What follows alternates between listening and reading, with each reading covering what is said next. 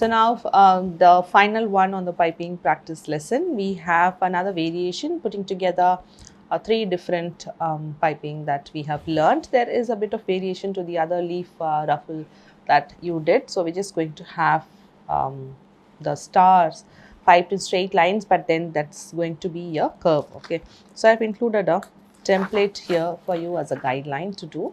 So I'm just going to turn it. So using the star nozzle, I'm just going to pipe on the almost semicircle lines here, which is also here on the template that is there.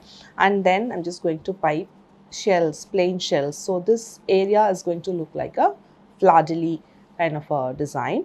And then again on top of that, that's going to be like tiny rosettes using a small star nozzle, and then two leaves to just finish up. Okay, so let me just open the template. I'm using a turntable here, so I could just make it easier for me to pipe. So that's a star nozzle, okay, which I'm going to pipe the entire outer border.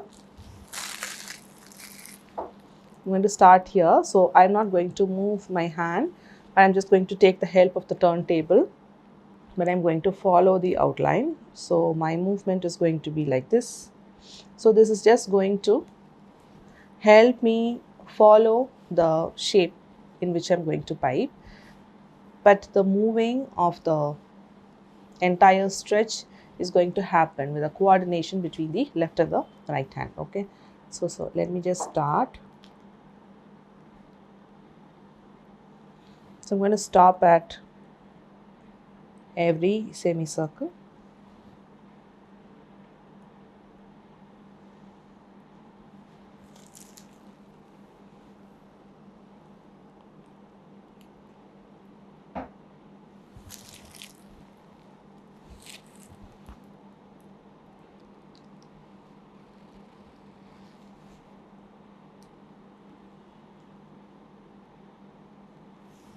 So after this entire flower design is done, so I'm just going to pipe the one shell, making this end like a fleur-de-lis. Okay.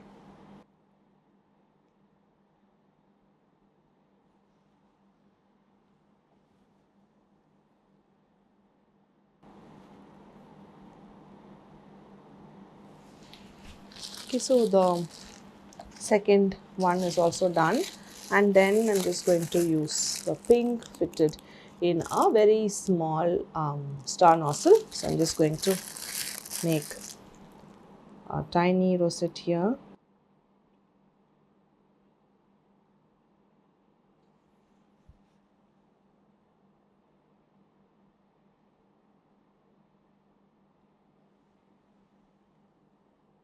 Okay, so the roses are done, and then I have green fitted with the piping bag that's been cut into the shape of V, the leaf that in general that you've learned how to make.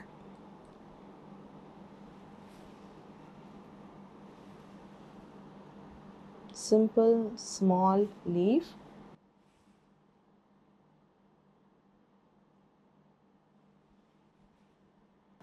I'm also going to pipe on the opposite side.